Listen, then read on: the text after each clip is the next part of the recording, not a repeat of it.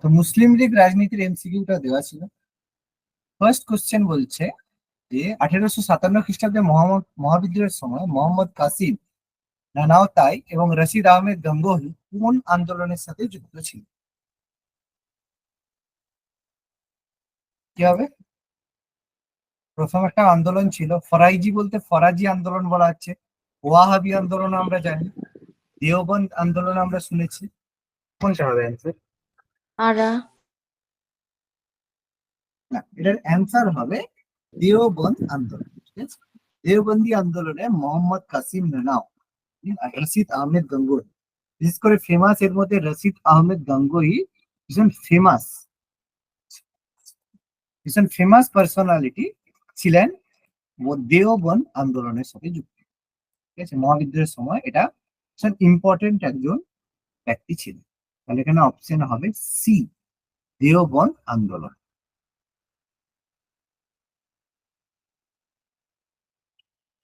Next বলছে 1866 খ্রিস্টাব্দে দেওবন্দে দার উল উলেমা মাদ্রাসা প্রতিষ্ঠা করেন কে?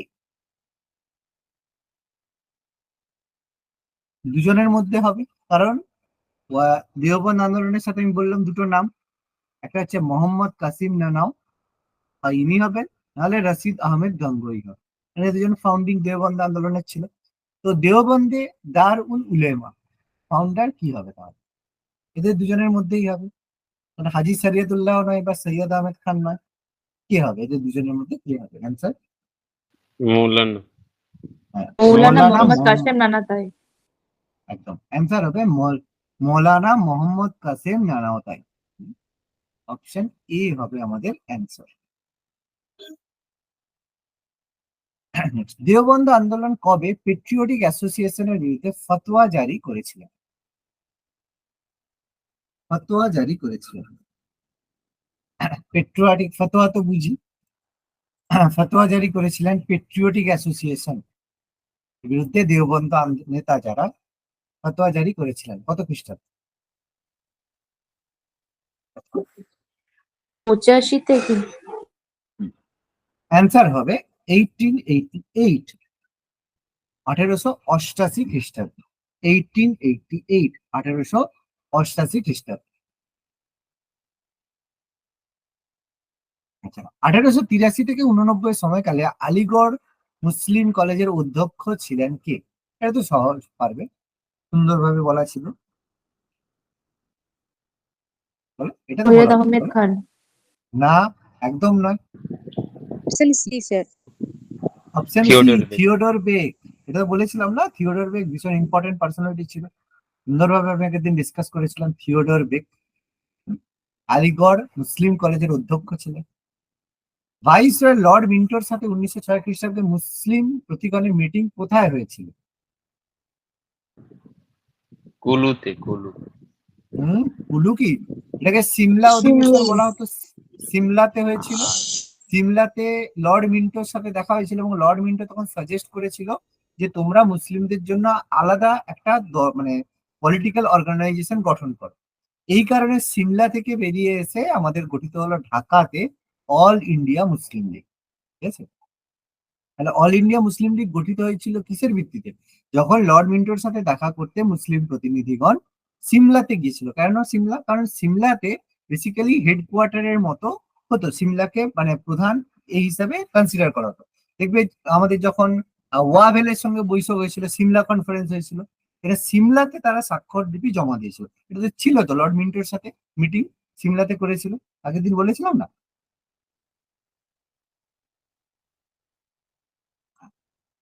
এটা তো সহজ। কার নেতৃত্বে মুসলিম প্রতিনিধিগণ 1906 খ্রিস্টাব্দে বড়লাট মিন্টোর সাথে, বড়লাট মানে অ্যাকচুয়ালি ভাইস রয়ের কথা বলা হয়, যে ভাইস রয় হয় তাকেই বড়লাট বলা হয়। তো মিটিং এ কি হবে? আগা খাঁ। Aga Khan, very good, Aga Khan. ঠিক আছে, আগা খান। কিন্তু মাথায় রাখবে আগা খান কিন্তু অল ইন্ডিয়া মুসলিম লীগের ফাউন্ডিং মেম্বার নয়। আগা খান প্রথম সভাপতি ছিল। হ্যাঁ, প্রথম যে অধিবেশন হয়েছিল ঢাকাতে, সেখানে কিন্তু আগা খান প্রেজেন্ট ছিলেন না, তিনি পরে গিয়েছিলেন এবং তার সভাপতি হয়েছিল। আগা খান কিন্তু কখনোই অল ইন্ডিয়া মুসলিম লীগের ফাউন্ডিং মেম্বার নয়, প্রথম সভাপতি। হুম, মাথায় রাখবে এটা। আচ্ছা, এটা তো আমরা প্রত্যেকেই জানি, সারা Bharat all Indian Muslim League, AI. Salimullah Khan. তাহলে অ্যান্সার কি হবে?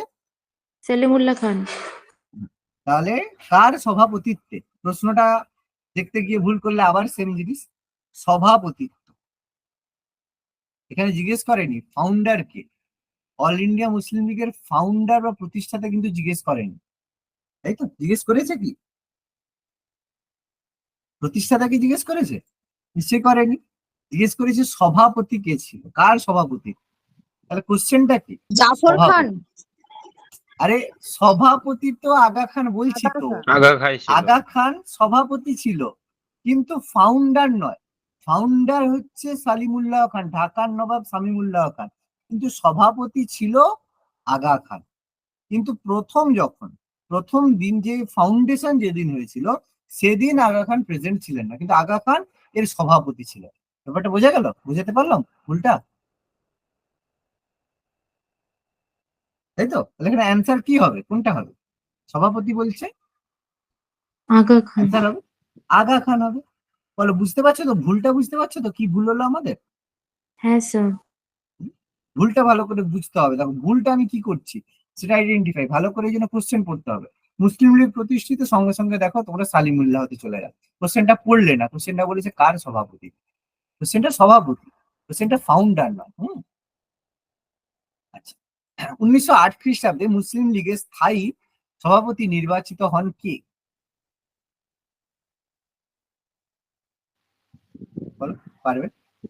আগা আগা খান। তাহলে মুসলিম লীগের যে স্থায়ী সভাপতি নির্বাচিত হলেন কে? আগা খান। এবং সাল দেখো প্রপার মেনশন করাই আছে 1908। তার মানে এর মধ্যে মানে মোহাম্মদ আলী জিন্না এন্টার করেনি। তাহলে সৈয়দ আহমেদ খান ডেথ, মারা গেছে। মোহাম্মদ আলী জিন্না তখনও মুসলিম লীগে বা এতে আসেননি, লিয়াকত আলীও তখন আসেননি। আমরা একমাত্র প্রেজেন্ট সেই সময় 1908-এ আগা খান ছাড়া আর কেউই ছিলেন না। টাইম লাইনটা একটু বুঝে নেব। আচ্ছা, অল ইন্ডিয়া মুসলিম লীগের লন্ডন শাখার উদ্বোধন করেন কে? লন্ডনে যে শাখা হয়েছিল তার উদ্বোধন করেছিলেন কে? All India Salimullah. না, সলিমুল্লাহ তো ঢাকা বাবা, সলিমুল্লাহ তো ঢাকা, তাই না? সলিমুল্লাহ তো ঢাকা নবাব। তাহলে আমির কি হবে? আলী। আমির আলী। আর আর কেউ কি হতে পারে? হতে পারে না। সৈয়দ আহমেদ খান মারা গেছেন। আগা খান তোমার হচ্ছে এখানেই রয়েছেন, আগা খান ভাবতে পারো, কিন্তু আগা খান হবে না, কারণ কি অল ইন্ডিয়ান মুসলিম লীগের ঢাকার সভাপতি তিনি রয়েছেন। তাহলে উদ্বোধন, তাহলে আমির আলী ছাড়া আর কেউ অ্যান্সার হচ্ছে না, কেউ তো সেখানে প্রেজেন্টই নেই। একটু একটু ভেবে চিন্তে উত্তর দাও, দেখবে উত্তর পেরে যাবে। আর এটা কিন্তু আগে থেকে তোমাদের দেওয়া ছিল, করা উচিত ছিল। মুসলিম লীগের 1907-এর কোথায় সংবিধান হয়েছিল? মুসলিম লীগের সংবিধান 1907-এর কোথায় অনুমোদিত হয়েছিল? Karachi. Karachi session, very good. Karachi. Karachi specifically famous for বন্দর, পোর্ট। করাচি পোর্ট।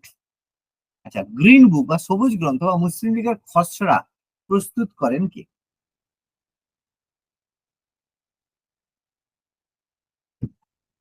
কি হবে?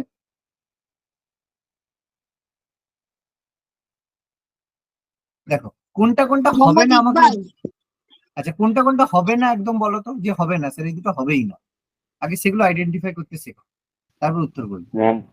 মোহাম্মদ আলী জিন্না হবে না। মোহাম্মদ আলী জিন্নাহ হবে না, ভেরি গুড। আর কি হবে না? জহরটাও হবে না, মৌলানা মোহাম্মদ আলী জহরটাও হবে না।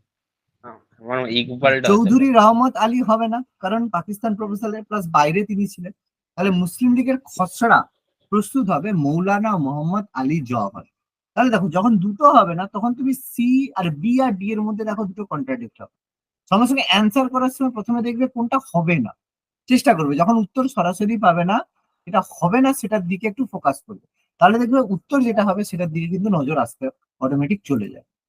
সব ইনফরমেশন নাও জানতে পারো, কিন্তু এইভাবে করলে দেখবে অ্যান্সার করতে পারো। আচ্ছা, নেক্সট, মুসলিম লীগের প্রথম অধিবেশন কবে কোথায় হয়েছে?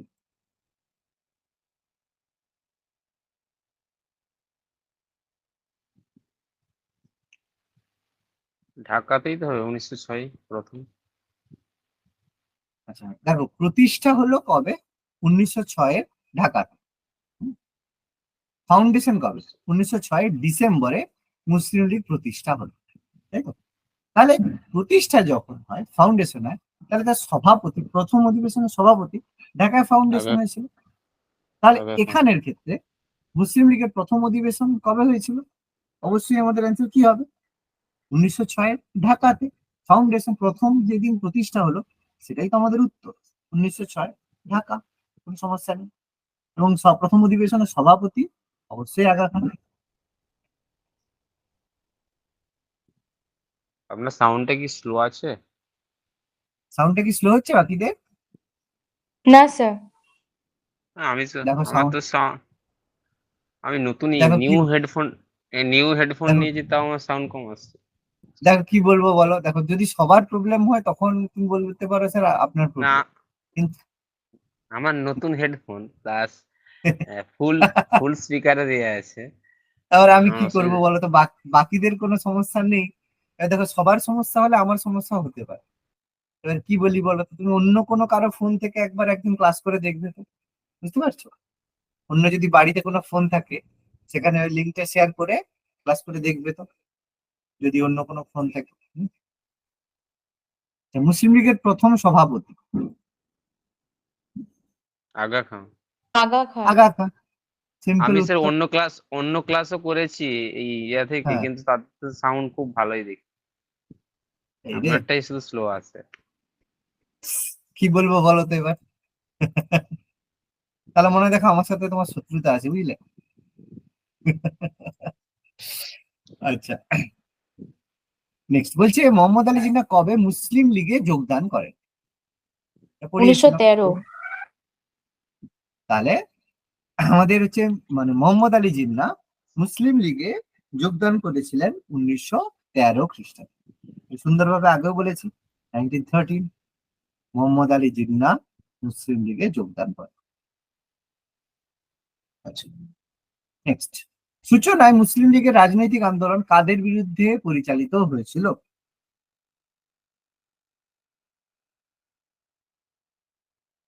বলো, বলা উচিত, সহজ তো। হিন্দু আর জাতীয় কংগ্রেস। এক- একদম প্রথম থেকে এটাই তো, আলিগড় আন্দোলন থেকে শুরু করে সবাই বলা আছে হিন্দু বিরোধী করো এবং জাতীয় কংগ্রেসের বিরোধী করো। এটা তো প্রথম থেকে আলিগড় আন্দোলন প্লাস মুসলিম লীগের, এটাই তো প্রথম থেকে উদ্দেশ্য, এটাই ছিল বিরোধিতা করা। সেই কারণে, এবং ব্রিটিশ সরকারের বিরুদ্ধে তারা কি ছিল, লয়াল থাকতে বলেছিল, ব্রিটিশদের বিরুদ্ধে থাকবে না, ব্রিটিশদের লয়াল হতে হবে, জমিদারের বিরুদ্ধে হবে না, তার কারণ জমিদারের সঙ্গে তাদের কোনো সম্পর্ক নেই। আর ধর্ম সংস্কারের বিরুদ্ধে তাদের প্রথম ছিল না, প্রথম থেকেই বলা হয়েছিল, সৈয়দ আহমেদ খান বলেছিল হিন্দু মুসলিম পরস্পর স্বার্থ বিরোধী দুটি যুদ্ধরত জাতি। তাহলে প্রথম থেকেই অ্যান্টি হিন্দু এবং অ্যান্টি মানে কংগ্রেস, এটাই হয়েছে। সহজ কোশ্চেন না? সাধারণভাবে মুসলিম লীগ মুসলিম সম্প্রদায়ের চরমপন্থী আন্দোলনের প্রতি আকৃষ্ট না হওয়ার কারণ কি ছিল? ডি। তাহলে প্রথমে যে চরমপন্থী আন্দোলনের প্রকৃতি আকৃষ্ট না হওয়ার কারণ ছিল অপশন ডি, হিন্দু ধর্মের অতীত, এটাই হবে। হিন্দু ধর্মের অতীত ঐতিহ্যপূর্ণ গুরুত্বে আরোপ করা চরমপন্থী নীতি। কারণ চরমপন্থী নীতির মধ্যে দেখো কি, ছত্রপতি শিবাজী মহারাজ থেকে শুরু করে যে বিভিন্ন হিন্দু ধর্মের মধ্যে বিভিন্ন যে ব্যক্তি, তাদেরকে ফোকাস করা হচ্ছে, যে শিবাজির আদর্শে বাল গঙ্গাধর তিলক করলো শিবাজি উৎসব, গণপতি উৎসব। তাহলে হিন্দু অতীতকে ঐতিহ্য রূপে গুরুত্ব করা হচ্ছে, ফলে মুসলিমরা চরমপন্থী আন্দোলনে আকৃষ্ট হবে না। আর সৈয়দ আহমেদ খানের প্রভাবকে আমরা বলবো না কেন? কারণ সৈয়দ আহমেদ খান টোটালি চরম মানে ব্রিটিশদের বিরোধী যে কোনো আন্দোলনের প্রতি মানে নিউট্রাল থাকার বা থাকার, বরং ব্রিটিশদের সাহায্য করার কথাই বলে গেছিলেন। আর চরমপন্থী নেতৃত্বের মুসলিম বিরোধী মনোভাব এটা কিন্তু কখনোই কোথাও ছিল না। যদি সেটাই হতো, ফিরোজ শাহ মেহতা থেকে শুরু করে বিভিন্ন ব্যক্তিরা চরমপন্থী আন্দোলনের প্রতি আকৃষ্ট হতো না। এটা কারণ ছিল এটাই, যে বেশিরভাগ আকৃষ্ট হয়নি কারণ হিন্দু ধর্মের অতীতে ঐতিহ্যপূর্ণ গুরুত্ব আরোপ করা হয়েছিল। প্রথম বিশ্বযুদ্ধের প্রাক্কালে মুসলিম লীগ কর্তৃক তুরস্কে প্রেরিত চিকিৎসক দলের নেতৃত্ব কে দিয়েছিলেন? Medical mission. আচ্ছা, অপশন আরো দুটো আছে, কি হবে? আনসারই হবে, জানা নেই। মোজারুল হক। অ্যান্সার হবে doctor M A Ansari. Doctor M A Ansari. আচ্ছা, নেক্সট। হ্যাঁ, দা মুসলমান পত্রিকা কোথা থেকে প্রকাশিত হতো?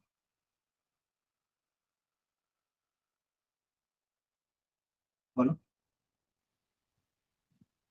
চেন্নাই থেকে। চেন্নাই থেকে। হ্যাঁ, দেখো, আচ্ছা, এর মধ্যে কোথা থেকে হবে না আগে ভাবো। সবগুলোই হতে পারে, তাই না? সবগুলোই সবগুলোই হতে পারে। আচ্ছা, অ্যান্সার হবে লখনৌ। লখনৌ। ঠিক আছে, অ্যান্সার হবে লখনৌ। এবার হায়দ্রাবাদ বলো, মহীশূর বলো, লখনৌ বলো, সবই মুসলিম মানে এ ওরিয়েন্টেড। চেন্নাই তো কখনোই হবে না, চেন্নাই তো ওইভাবে কখনো হয়নি। আচ্ছা, মোহাম্মদ আলী জিন্নাহকে হিন্দু মুসলিম ঐক্যের দূত বলেছে।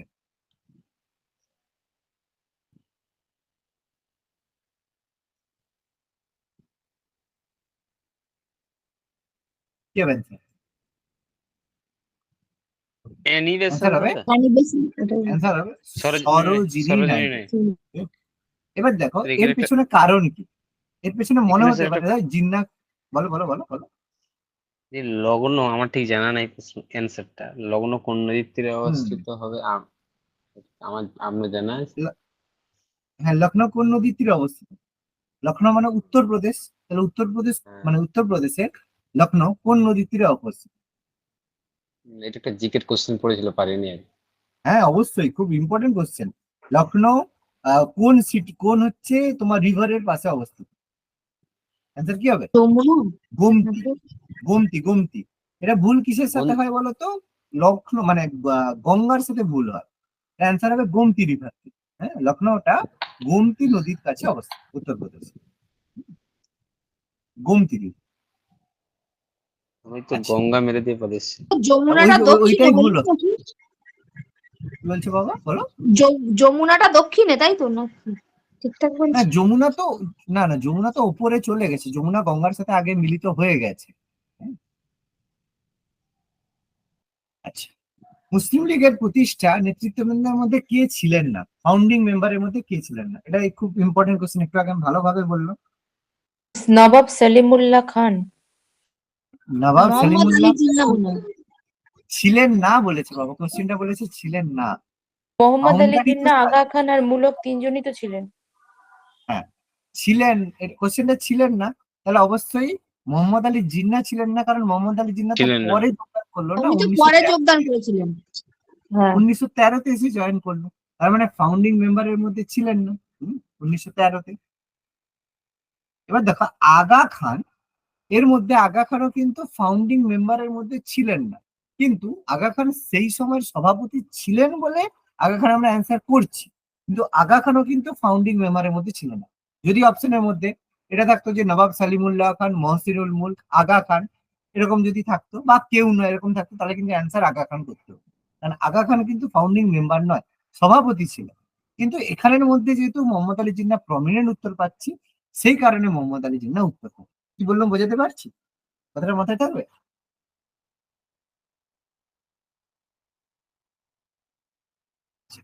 মোহাম্মদ আলী জিন্নাহ এবং মুসলিম লীগের একটি অংশ কখন পৃথক নির্বাচনের পরিবর্তে যৌথ নির্বাচনের ব্যাপারে সমর্থন করে?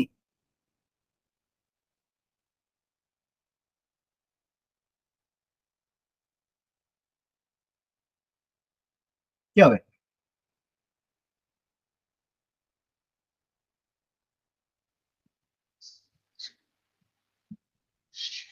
Simon commission. সাইমন। অ্যান্সার হবে কোনোটাই নয়। তাহলে কি উত্তর হবে? তাহলে উত্তরটা কি হবে? কোনোটাই নয় যখন, তাহলে কোনটা হবে? অ্যান্সার হবে লখনৌ চুক্তি। মনে আছে লখনৌ প্যাক্ট কি হয়েছিল?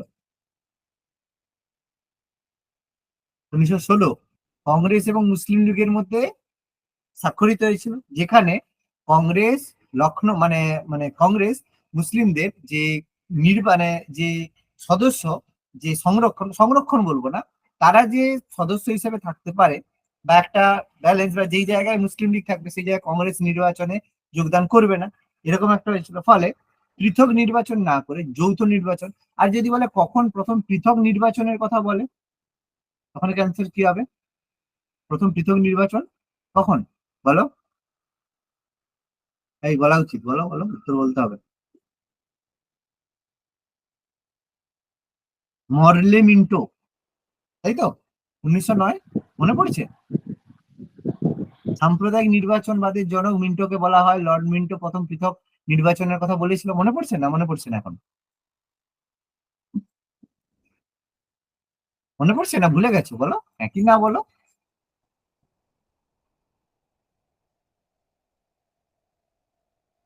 না, ভুলে গেছো। ঠিক আছে, রিভিশন করতে হবে। ভারতে মুক্তি আন্দোলনের ক্ষেত্রে 1920-র দশকে কোন কারণে সাম্প্রদায়িক উদ্ভব হয়েছিল বলা হয়? সাম্প্রদায়িকতার উদ্ভব কোন কারণে?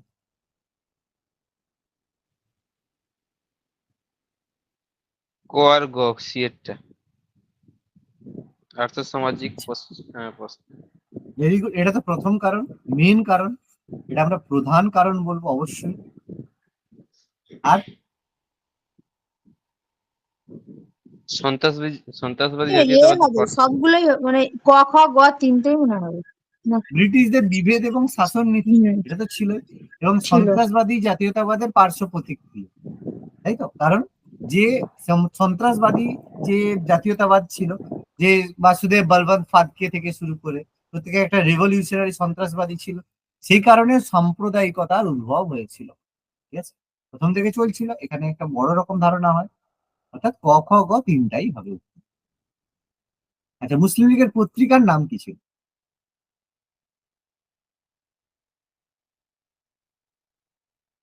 পত্রিকার নাম কি ছিল? মুসলিম লীগের পত্রিকার নাম কি ছিল? Star of India. Star of India, very good. Star of India, ভারতের স্টার, ভারতের নক্ষত্র। আচ্ছা, পাকিস্তান ধারণা সর্বপ্রথম কোথায় আলোচিত হয়েছে বলা উচিত? 1929 খ্রিস্টে সর্বভারতীয় মুসলিম কনফারেন্সে। না, একদম না। লাহোর অধিবেশন। পাকিস্তানে তা লাহোর ব্যাপার, অধিবেশনে হবে। তোমরা কি ভুল করছো? তোমরা কি ভুল করছো? বারবার কি ভুলটা করছো? বারবার একটা ভুল করছো কি, লাহোর কখনোই হবে না, তার কারণ লাহোর অধিবেশনে পাকিস্তান প্রস্তাব গৃহীত গৃহীত হয়েছিল। হয়নি। গৃহীত হয়নি? হ্যাঁ, হ্যাঁ, হলো তো, হয়েছিল। এটাতেই তো গৃহীত হলো। তাহলে 1940-এ গৃহীত হয়ে গেছে, এটা কি সি হবে? অবশ্যই সি হবে। কেমব্রিজ বিশ্ববিদ্যালয়ে কে ছিল তখন? পাকিস্তান প্রস্তাব প্রথম প্রপোজাল দিয়েছিল কে? চৌধুরী রহমত আলী, তাই না? হ্যাঁ। মনে পড়ছে? তাহলে তিনি কেমব্রিজ বিশ্ববিদ্যালয়েরই তো একজন স্নাতক ছিলেন না? ভুল হচ্ছে, ভালো করে পড়তে হবে। আচ্ছা, পাকিস্তান ধারণার জনক হিসেবে কাকে বিবেচনা করা হয়? এটা বলতে হবে, পড়েছি।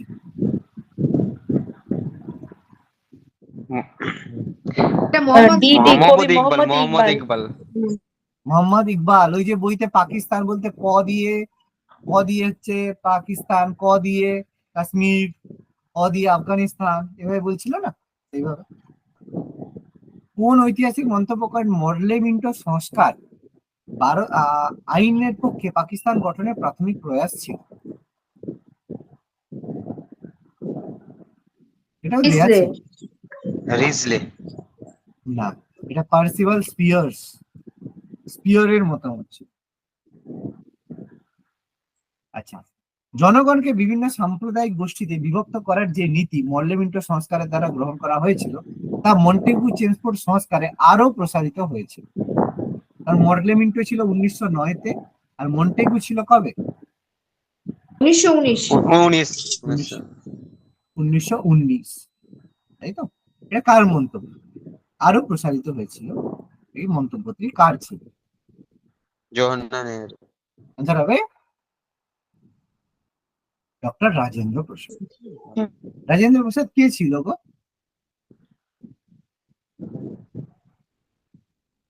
রাজেন্দ্র প্রসাদ কে ছিল?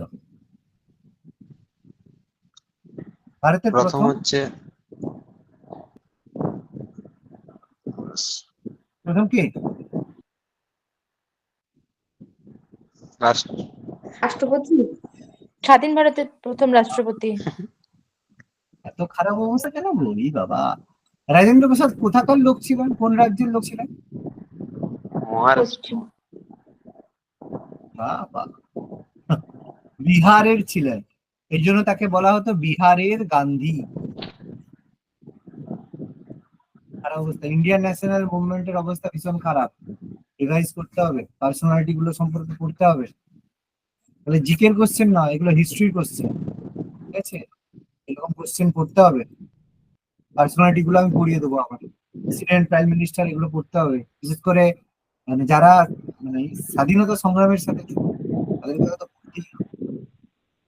কোন ঐতিহাসিক মন্তব্য করেন মুসলিমরা বামফিল্ড টুলারের কাছে সুয়রানির মতো আদরপ্রিয় হয়ে ওঠে?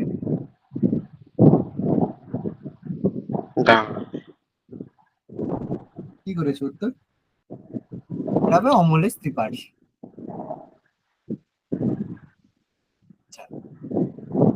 1339 খ্রিস্টাব্দে কংগ্রেসের মন্ত্রিসভা পদত্যাগ করলে জিন্না কোন দিনটিকে মুক্তি দিবস হিসেবে বলেন?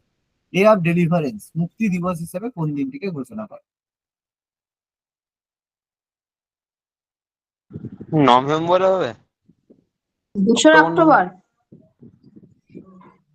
2রা ডিসেম্বর 1939। এটাকে ডে অফ ডেলিভারেন্স বলা হয়, মুক্তি দিবস। Day of deliverance. কোন কংগ্রেস মন্ত্রিসভা পদত্যাগ করেছে?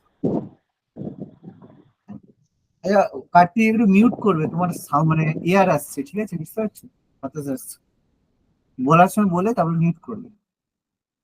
আচ্ছা, মুসলিম লীগের কোন অধিবেশনে মুসলিমদের জন্য পৃথক রাষ্ট্র দাবি করা হয়?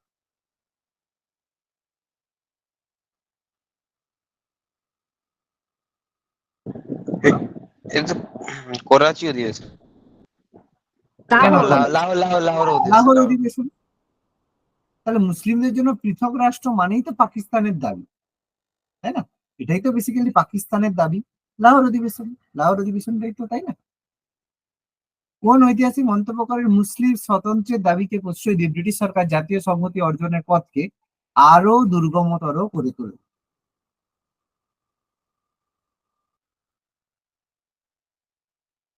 ডক্টর বিপিন চন্দ্র।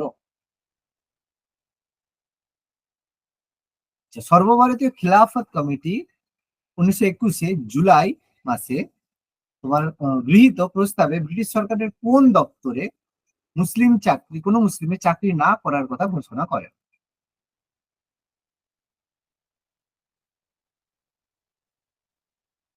সব ক্ষেত্রেই হবে। কি হবে? সব হবে না, পার্টিকুলার কিছু ছিল? না, পার্টিকুলার কেন, ব্রিটিশ সেনাবাহিনী হবে আর নৌবাহিনী হবে। কিন্তু ব্রিটিশ ভারতের অ্যান্সার ছিল ব্রিটিশ ভারতীয় সেনাবাহিনী, প্রশাসনেও হবে। আর্মিতে। সব ঠিক আছে, ক্ষেত্রেই হবে। সেনাবাহিনীতে তিনটে হবে না, তিনটে হবে না, সেনাবাহিনীতে বলেছিল, সেনাবাহিনী।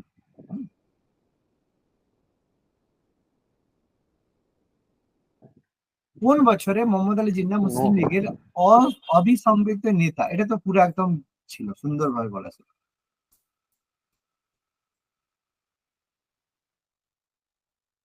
পুরো সুন্দরভাবে এটা বলা ছিল। কি হবে? প্রপার বলা ছিল।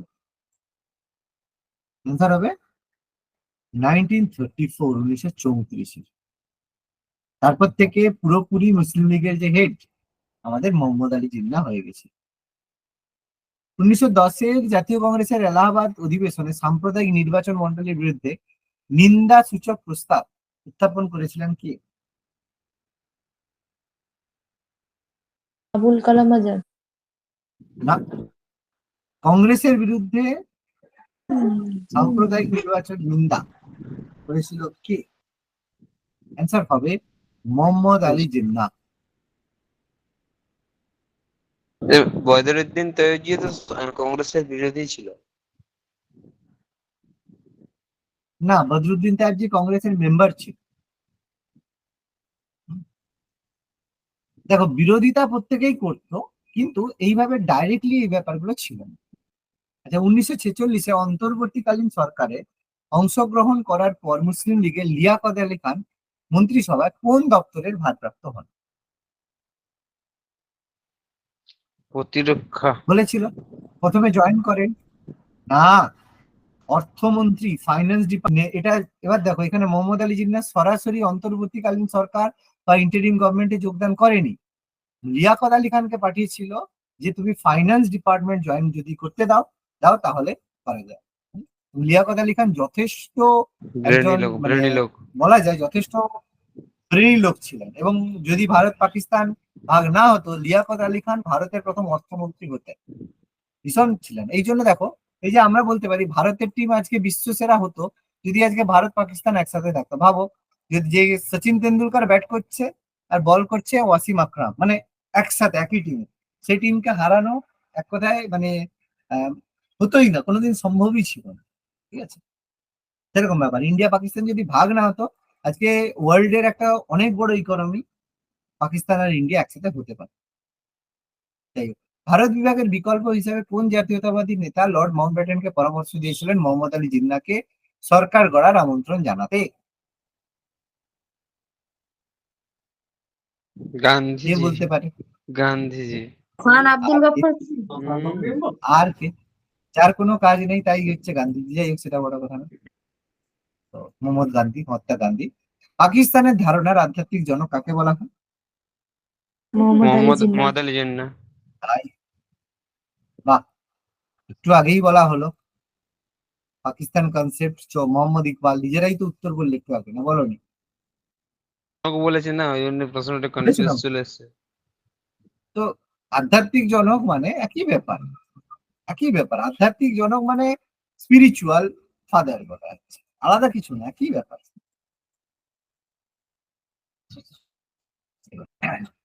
বাংলায় মুসলিম নবজাগরণের জনক কে?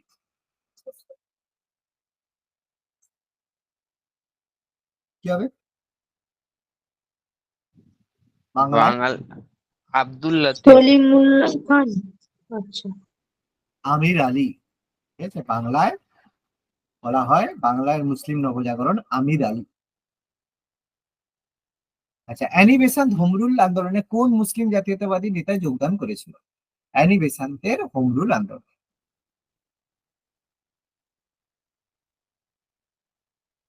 মোহাম্মদ আলী জিন্নাহ। মোহাম্মদ আলী জিন্নাহ।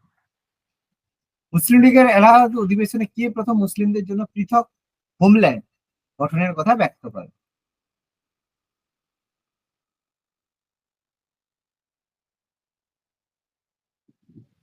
ওই তো ইকবাল।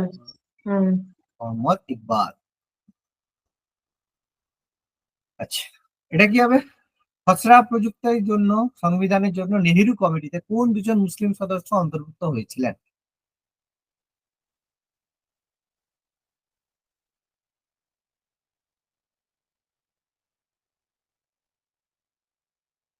নেহেরু কমিটি, নেহেরু রিপোর্ট, যে নেহেরু কমিটি, এটা মতিলাল নেহেরু কমিটি ছিল সেখানে। এই যে সিটা হবে কি?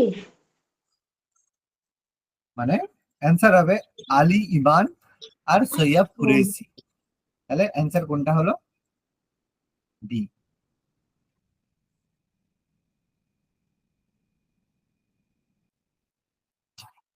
স্টেটমেন্ট কে মন্তব্য করেছেন মুসলিম সমাজের মধ্যবিত্ত শ্রেণীর আবির্ভাবের ফলই ছিল খিলাফত আন্দোলন? স্টেটমেন্ট মোহাম্মদ মুজিব। আচ্ছা, সৈয়দ আহমেদের যে চিন্তাধারা ও আলিগড় আন্দোলনের কঠোর সমালোচক কে ছিলেন?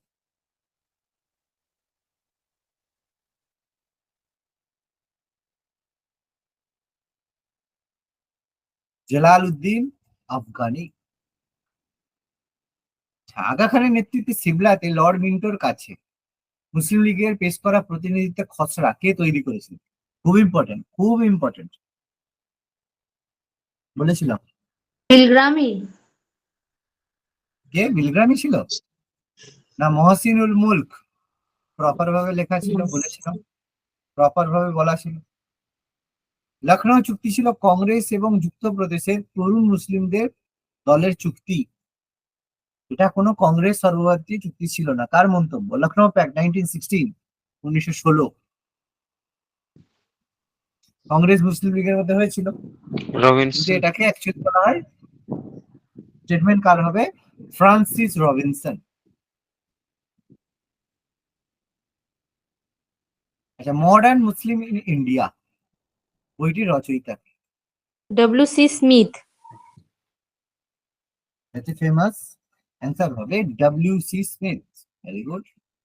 কোন অধিবেশনের পর জিন্নাহ পদত্যাগ করেন কংগ্রেস?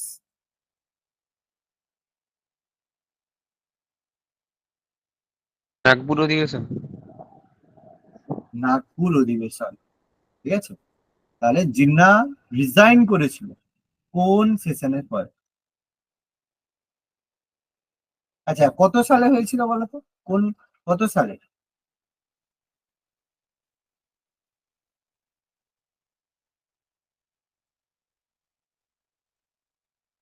কত সালে হয়েছিল?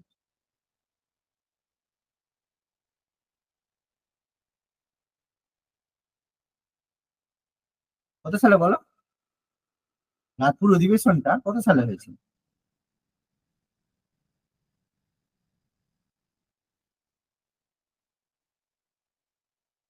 মনে নেই? নাগপুর অধিবেশন কোন অধিবেশনে নাগপুর হয়েছিল? 1920, 1920। আচ্ছা, কোন ব্যক্তির নাম মুসলিম সম্প্রদায়ের সঙ্গে জড়িত যা ব্রিটিশ সরকারের ডিভাইড অ্যান্ড রুল নীতি গ্রহণ করতে সাহায্য করেছে? ডিভাইড করো তারপরে রুল করো, কি হবে? সৈয়দ আহমেদ খান। অ্যান্সার হবে সৈয়দ আহমেদ খান। ওই যে বললো হিন্দু মুসলিম পরস্পর স্বার্থ বিরোধী, মানে পৃথক স্বার্থযুক্ত যুদ্ধরত জাতি। ব্রিটিশ সরকারের ডিভাইড এন্ড রুল নীতি গ্রহণ এবং মুসলিম মানুষের বিচ্ছিন্নতাবাদ প্রয়াসে সহায়তা বিখ্যাত দ্য ইন্ডিয়ান মুসলিমস গ্রন্থটির লেখককে? তুমি তো মনে হলো না ইন্ডিয়ান মুসলমান, না এটা মডার্ন মুসলিম ছিল? এটা সৈয়দ ইন্ডিয়ান আহমেদ মুসলিম, খান। এটা সৈয়দ আহমেদ খান। সৈয়দ আহমেদ খান।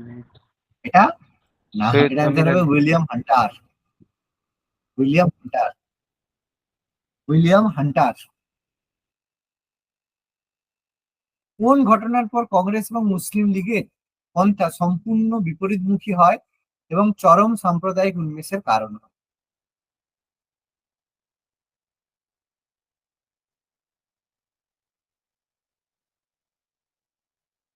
কি হবে?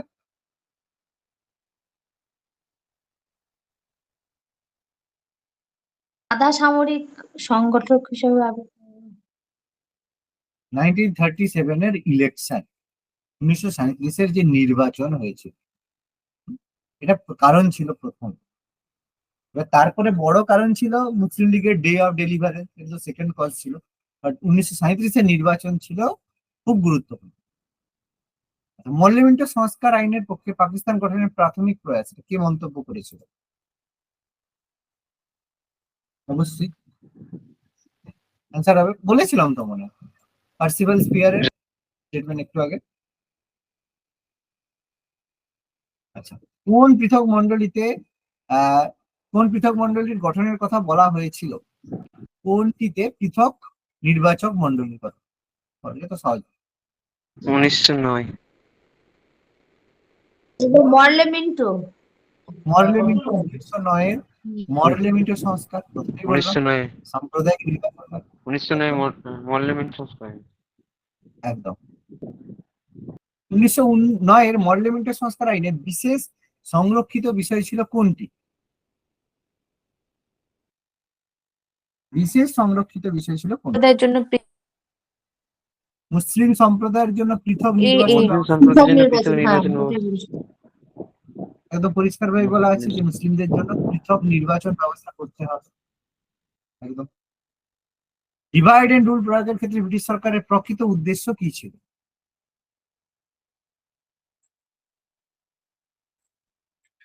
এটাকেই জানি, বলে কি ফেলো। হবে? যে ব্রিটিশ বিরোধী আন্দোলনকে প্রতিহত করা, এটাই তো উদ্দেশ্য ছিল। যে যাতে ব্রিটিশদের এগেনস্টে কোনো রকমের মানে কাজকর্ম না হয়ে থাকে, ব্রিটিশ বিরোধী আন্দোলন প্রতিহত করা, এটা আসল কারণ ছিল।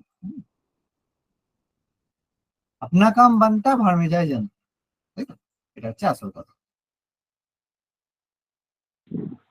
বিভাজন ও ডিভাইড এন্ড রুল শাসন বইটির বলো বলো। ডিভাইড এন্ড রুল একটা বইয়ের এক বিখ্যাত বই ছিল, বইটার হুম, লেখকটার নামটা ভুলে গেছি। ডিভাইড এন্ড রুল, ওইটা রাইটার, হুম, এটা তোমার ক্যাম্প ছিল, ক্যাম্প। একটা ছিল বই, না যাও একটা ছিল, বইয়ের নাম ছিল ক্যাম্প। কেম্প। হ্যাঁ, কেম্প কেম্প। বিভাজন ভারতবর্ষে কে প্রথম কোথায় প্রবর্তন করেছিল? এত সহজ কোশ্চেন, বলে ফেলো আর কি। আচ্ছা, হ্যাঁ হ্যাঁ, কি হবে এটা? Lord Minto.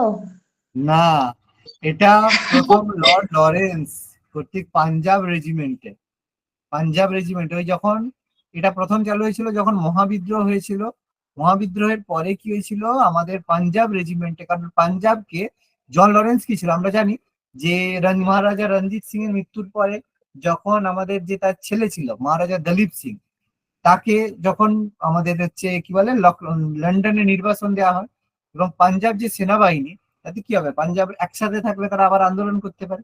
এই জন্য প্রথম লর্ড লর্ড লরেন্স তাকে পাঞ্জাবের তো দায়িত্ব দিয়েছিল, তো পাঞ্জাব রেজিমেন্টে প্রথম তিনি এটা চালু করেছিলেন। এরপরে এটা মহাবিদ্রোহের সময় এটা চালু হয়েছিল, মহাবিদ্রোহে এটা চালু করেছিল। তারপরে এখান থেকে লর্ড মিন্টো পলিটিক্স এটা নিয়ে আসে। হুম, খুব ভালো কোশ্চেন এটা। আচ্ছা, ব্রিটিশ বিরোধী কোন আন্দোলন প্রথম বিভাজন এবং শাসন নীতির উপস্থিতি লক্ষ্য করা যায়? এই তো বললেন মনে হচ্ছে 1957 মহাবিদ্রোহ। না না না, এইটা এটা হচ্ছে, তোমরা কি ভুল করলে বলো তো? এই যে উত্তরটা আমি বললাম, তোমরা এটার মধ্যে গুলিয়ে ফেললে কি জিনিস, আমি একটু এক্সপ্লেন করছি ব্যাপারটা, শোনো। দেখো, প্রথমে এই যে পাঞ্জাবে যে হচ্ছে আমাদের পাঞ্জাব কবে ভারতের মানে পাঞ্জাব ব্রিটিশরা কবে ক্যাপচার করে? বলো, পাঞ্জাব ক্যাপচার বাই ব্রিটিশ কবে? 1809 মনে হয়, না কি ছিল, 56 নাকি 9। যেটা আমাদের লাহোর ট্রিটি, লাহোর ট্রিটি কবে হয়েছিল? মহারাজা রঞ্জিত মানে দলীপ সিং এর সাথে ওটাই যে তো 1809 না 1909, আমি ভুলে যাচ্ছি। 1846, নয়। 1846, 1846 এ ট্রিটি অফ লাহোর হয়েছে। আচ্ছা। তারপরে কি হয়, পাঞ্জাব অ্যানেক্সেশন করে ব্রিটিশরা। তো পাঞ্জাবে যদি আবার যাতে শিখরা একত্রিত হতে না পারে, সেই জন্য কি হলো, পাঞ্জাব রেজিমেন্টে লর্ড লরেন্স কি করলো, ডিভাইড এন্ড রুল চালু করলো। এরপর দেখো রুল করছে, রুল করার পরে 1857 1857 সালে মহাবিদ্রোহ হলো। সেখানে তো ডিভাইড এন্ড রুল ছিল না, শুধু পাঞ্জাব রেজিমেন্টে ছিল। মহাবিদ্রোহে যখন দেখলো যে আবার এরা এরকম আন্দোলন করতে পারে, সেই কারণে 1858-এ যখন গভর্নমেন্ট অফ ইন্ডিয়া রুল, যেটাকে আমরা ভারত শাসন আইন বলে থাকি, গভর্নমেন্ট অফ ইন্ডিয়া রুল যেটা আমাদের রুল করা হয়, তারপরে কি হয়, সমস্ত সেনাবাহিনীতে ডিভাইডেড রুল করা হয়। কি বললাম, বোঝালো? তাহলে এর উপস্থিতি মহাবিদ্রোহে লক্ষ্য করা গেছে সেরকম না। কি বললাম, বুঝতে পেরেছি? মহাবিদ্রোহের পরে এটা আবার সেনাবাহিনীতে ব্রিটিশ সরকার ইমপ্লিমেন্ট করেছে। আর এখানে প্রথম ডিভাইড এন্ড রুলের উপস্থিতি লক্ষ্য করা যায় আলিগড় আন্দোলনের ক্ষেত্রে। আন্দোলনের মধ্যে তো না, আন্দোলনের পরে ব্যাপারটা। লাস্ট কোশ্চেন, কোন জাতীয়তাবাদী নেতা মল্লমিন্ট সংস্কারকে ভারতবর্ষের পক্ষে মৃত্যু সমান বলে মন্তব্য করেছেন? গান্ধীজি। কে হতে পারে ডায়লগ বাজ? নেহরু। সারা জীবন ডায়লগ মেরেই যে চলেছেন, ঠিক আছে, এবং যার autobiography my experiment with truth, কিন্তু জীবনে কোনোদিন সত্যি কথা বলেননি, হচ্ছে মোহনদাস করমচাঁদ গান্ধী। ঠিক আছে, আচ্ছা, তো মোটামুটি দেখো এটা তো আমরা টোটালি মহাবিদ্রোহ এটা আমরা ক্লিয়ার করি। আচ্ছা, তাহলে এরপরে পরের দিন তোমরা কি পড়বে বলো?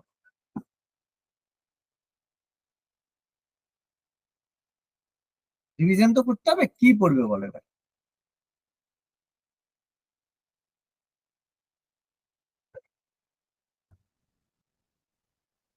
ইন্ডিয়ান ন্যাশনাল মুভমেন্ট পড়া হয়েছে, মনে আছে না ভুলে কাঁচকলা হয়ে গেছে তুমি? আমার মনে হয় স্যার ওই মডার্নটা, স্যার এমসিকিউ দিয়ে দিন। আমার বলছো, মনে বলো হয় বলো। মডার্নটা প্রথম থেকে রিভিশন করলে বেটার হবে, ওইটা ভুলে গেছি ওটা বেশিরভাগ। স্যার হ্যাঁ, ওটাই ঠিক হবে, মডার্নটাই প্রথম থেকে রিভিশন করান। আচ্ছা তাহলে ঠিক আছে, নো প্রবলেম। আচ্ছা এবার প্রশ্ন হচ্ছে, মডার্নের কোথা থেকে শুরু করবে? একদম কি যে ইউরোপীয়দের ভারতে আগমন থেকে? হ্যাঁ হ্যাঁ, ফার্স্ট থেকে একদম।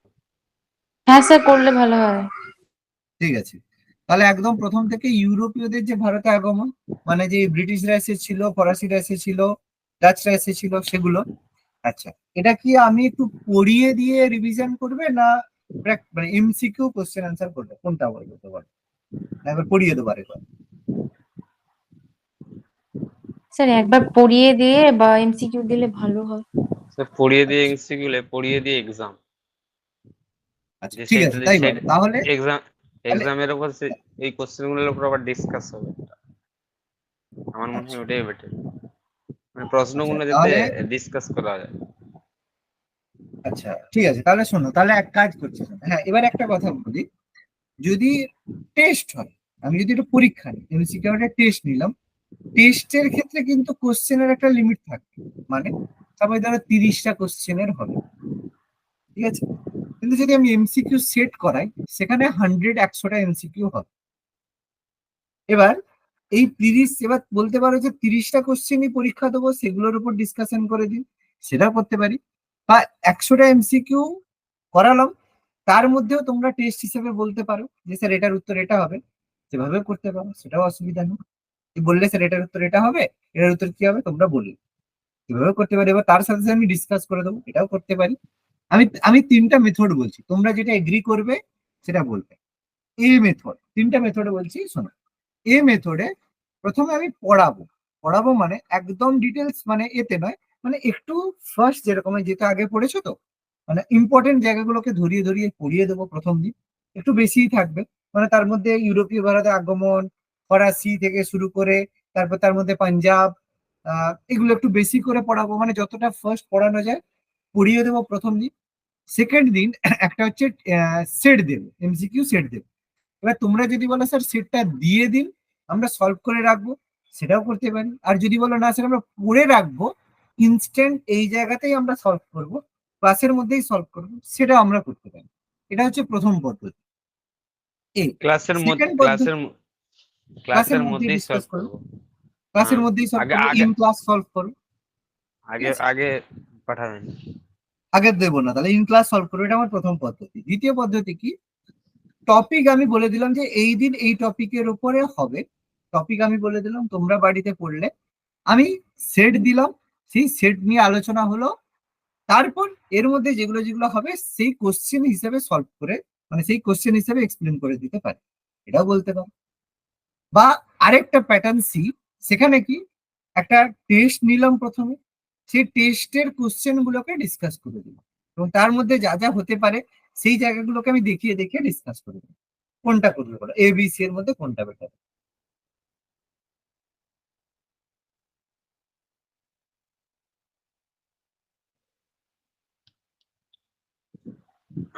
বলো বিটা ঠিক আছে। বলো কি বলছো, বলো জাস্টি কি বলছো বলছি বলো? স্যার, আপনি ওই যেটা বিটা বললেন না, যে মানে কোশ্চেন আনসারটা করার পর তারপর আপনি বুঝিয়ে দেবেন, ওই মানে যেটুকু হবে না, ওটা ঠিক আছে মনে হচ্ছে। স্যার একটু মানে পড়িয়ে নিয়ে তারপরে এমসিকিউ করালে বেটার মনে হচ্ছে, আর মানে এক্সাম এটা নিলেও ভালো হয়। হ্যাঁ, না এর সাথে আমি এক্সামও নিয়ে নেবো, দরকার হলে দেখো পড়িয়ে দেবো, সেট দেবো। এবার দেখো এটাও করতে পারি, পড়িয়ে দিলাম টপিকটা, পড়িয়ে দেওয়ার পরে তোমাদের একটা ধরো 20 নাম্বারের বা 30 নাম্বারের একটা টেস্ট নিয়ে নিলাম, তার উত্তরগুলো বলে দিলাম, ডিসকাস করে দিলাম, তারপর একটা সেট, একটু বেশি সেট ধরে পড়িয়ে দিলাম, সেটাও হতে পারে, সেটাও করতে পারি। এর সাথে একটা টেস্ট আমি অ্যাড করে দিলাম, এতে তাতেও অসুবিধা নেই। মানে যদি পড়িয়ে দিই তাহলে কি হবে, পড়াটা একবার পুরোটা রিভিশন হবে। আর যদি কোশ্চেন ধরে মানে ঘরে তোমাদের পড়তে বলি, তাহলে কিন্তু পড়ানোটা কম হবে। কম হবে বলতে যেগুলো ডাউট হবে সেগুলো ডাউট ক্লিয়ারিং হবে। কি বললাম মজা কথা? হ্যাঁ স্যার, এটাই বলছিলাম। আমি একটু কথা বলছিলাম। বলো বলো। প্রথমে পড়াচ্ছেন, তারপরে সেট করছেন, তারপরে হচ্ছে পরীক্ষা নিচ্ছেন। হুম ঠিক আছে, কিন্তু পরীক্ষার যে কোশ্চেন গুলো উনি অ্যানালাইজ না করলে আমাদের কিন্তু দুর্বল জায়গাগুলো রয়ে যায়। আচ্ছা অ্যানালাইজ না করলে পরীক্ষা, মানে পরীক্ষাটা হ্যাঁ, লাস্টে নেবে না, আচ্ছা পড়াবেন, তারপর হচ্ছে সেট করাবেন। সেট করার হুম, পর যে পরীক্ষাটা হবে, পরীক্ষার যে কোশ্চেন গুলো থাকবে সেখানে অ্যানালাইজ না করলে আমাদের যে খামতিটা সেটা রয়ে যাচ্ছে। আচ্ছা মানে বুঝতে পরীক্ষা পেরেছি। আমরা পরীক্ষা দিতে হ্যাঁ এমনিতেই একটু ভয় ভয় পাই। আচ্ছা ঠিক আছে, কি তাহলে ভয়? শোনো, বুঝে গেছি তাহলে আমি বলছি নেক্সট ডে কি হবে, আমি বুঝেছি। তা আমি তিনজনেরই কথা শুনলাম, তিনজনেরই বুঝলাম। তাহলে নেক্সট ডে টপিক প্রত্যেকেই দেখছো ইউরোপীয়দের ভারতে আগমন। ঠিক আছে, এই টপিকটা আমাদের রইলো, ইউরোপীয়দের ভারতে আগমন। এই যে টপিকটা রইলো, এই টপিকটা তোমরা প্রথমে পড়বে, ঠিক আছে, নোটস আছে, প্রথমে পড়বে। পড়ার পরে সেট টেট করানোর আগে আমি ক্লাসের আগেই টেস্ট দেবো।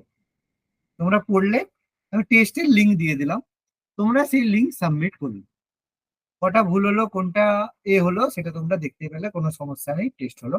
এবার আমি যখন ক্লাস স্টার্ট করব, প্রথমে ফার্স্ট আমি টেস্টের কোশ্চেন গুলো সম্পর্কে ডিসকাশন করে দেবো। ওকে, তারপর টেস্টের কোশ্চেন গুলো বলার পরে তারপর আমি টপিক যেটা আছে সেটা একবার রিভিশন করে দেবো। ডান, রিভিশন হয়ে গেল। তারপর যদি এবার টপিকটা করানোর পর তারপরে কি হবে, তোমরা যদি তারপরে বলো না স্যার আরেকটু বেশি এমসিকিউ সেট করব, তখন আমি এমসিকিউ এর একটা সেট দিয়ে দিলাম তোমাদেরকে সলভ করার জন্য। বা তোমরা যদি বলো স্যার ঠিক আছে পরীক্ষা তো হলো, পরের দিন স্যার একটা শুধু এমসিকিউ ডিসকাস করে দিন, ক্লাসেই করব কিন্তু শুধু এমসিকিউ ডিসকাস করে দিন, তাহলে সেটাও করে দেবো, অসুবিধা নেই। কি বললাম বোঝা গেল? এটা বেটার হবে। হ্যাঁ স্যার।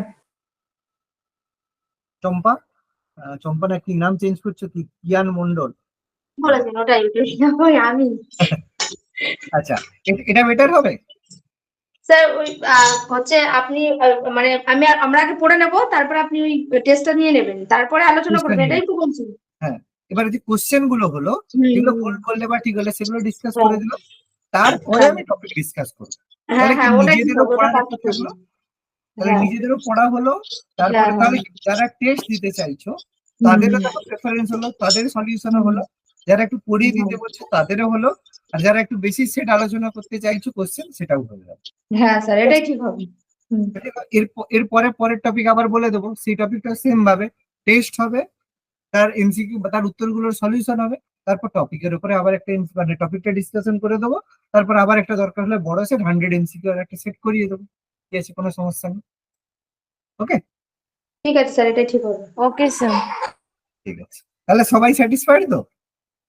হ্যাঁ স্যার। হ্যাঁ, হ্যাঁ, ওকে, ঠিক আছে, এটা এইভাবেই তাহলে হোক।